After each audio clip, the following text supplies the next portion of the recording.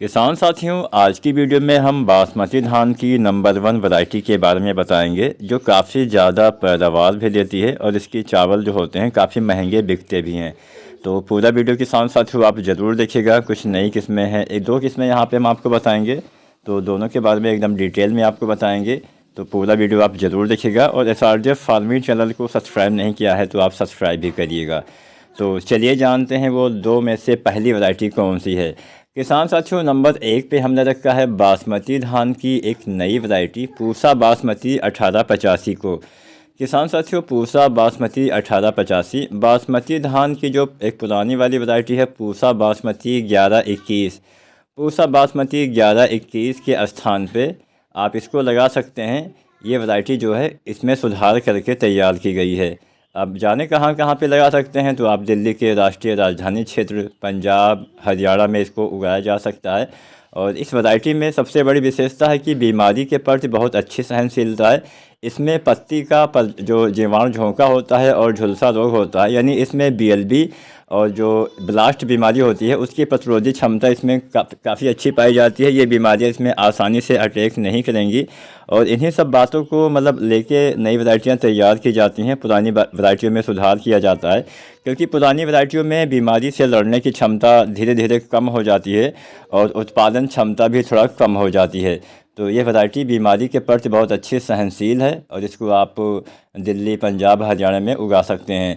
सिंचाई की अच्छी व्यवस्था होनी चाहिए। अगर आप ये वैरायटी लगाते हैं तो इसमें पानी की अच्छी व्यवस्था होनी चाहिए और जिस भी खेत में लगाएं उसका मिट्टी का pH वैल्यू 5 से ज़्यादा होना चाहिए और 8 से कम होना चाहिए, यानी 6-7 का जो pH है काफ़ी अच्छा आप मान सकते हैं।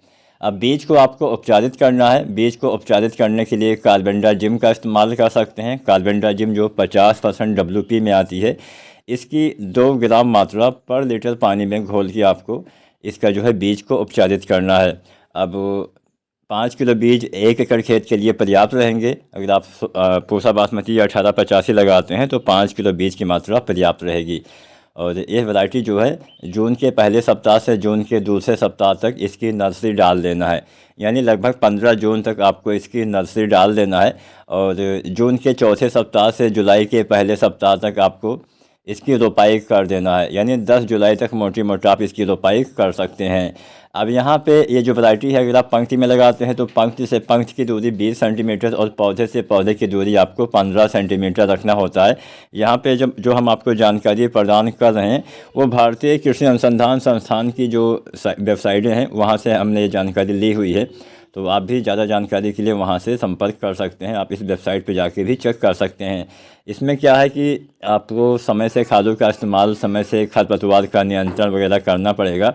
और ये जो वैरायटी है लगभग बीज की बुआई के 135 से 140 दिन के बाद तैयार हो जाती है। इसके दाने की लंबाई 8 mm हो जाती है और चावल बनने के बाद 16.52 mm इसके दाने की लंबाई चली जाती है।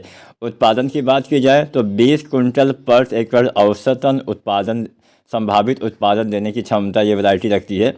तो जो उत्पादन क्षमता इसकी है 20 कुंटल से भी ज़्यादा उत्पादन दे सकती है अगर आप सही से खेती करेंगे। संभावित उपज इसका 20 कुंटल पर एकड़ बताया गया है। तो पहली वैरायटी आप पूसा बासमती 1885 भी लगा सकते हैं, बढ़िया उत्पादन देती है। बात करते हैं नंबर 2 वाली वैरायटी के बारे में। किसान साथियों, नंबर 2 पे हमने बासमती धान की एक थोड़ा सा पुरानी वैरायटी पूसा बासमती 1718 के बारे में हम आपको बताएंगे। ये जो प्रजाति है इसमें पत्ती का जीवाणु रोग नहीं लगता है, इसके प्रतिरोधी वैरायटी ये है। और दिल्ली पंजाब और हरियाणा के लिए ये वैरायटी काफ़ी उपयुक्त बताई गई है। 5 से 8 के बीच में मिट्टी का pH होना चाहिए, सिंचाई की अच्छी व्यवस्था होना चाहिए।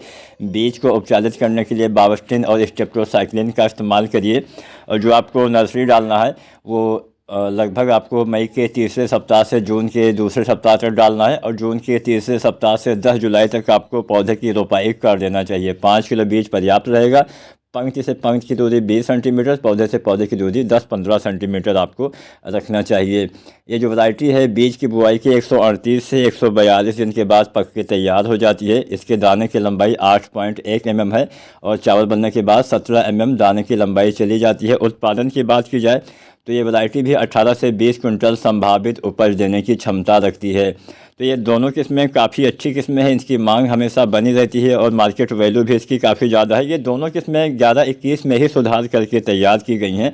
तो जो भी आपको वैरायटी अच्छा लगे वो आप लगा सकते हैं। वीडियो जानकारी पसंद आई हो तो लाइक शेयर करें। SRJ फार्मिंग चैनल को सब्सक्राइब नहीं किया है तो सब्सक्राइब करें। धन्यवाद।